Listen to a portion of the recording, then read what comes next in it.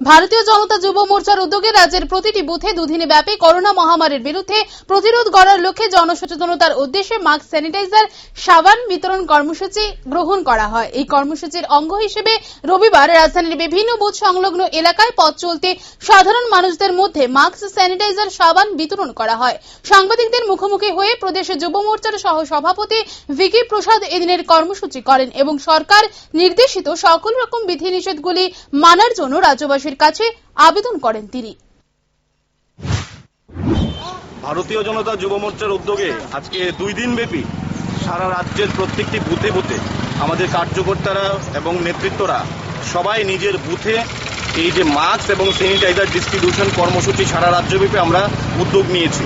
কারণ আমরা একটা যুব সংগঠন হিসাবে আমাদের শুধুমাত্র রাজনৈতিক কর্মকাণ্ড করবো সেটা হতে পারে না।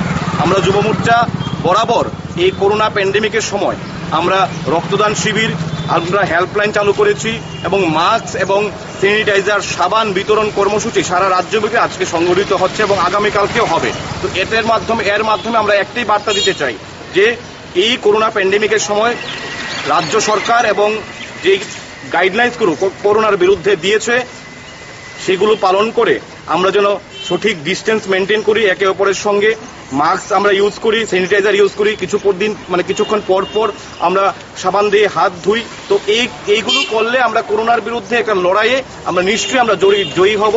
এবং যেইভাবে রাজ্য সরকার, রাজ্যের মাননীয় মুখ্যমন্ত্রী যেইভাবে মানুষের কাছে আহ্বান করছেন যে রাজ্য সরকারের নির্দেশিত যেই গাইডলাইন্সগুলো যেন আমরা মেনে চলি,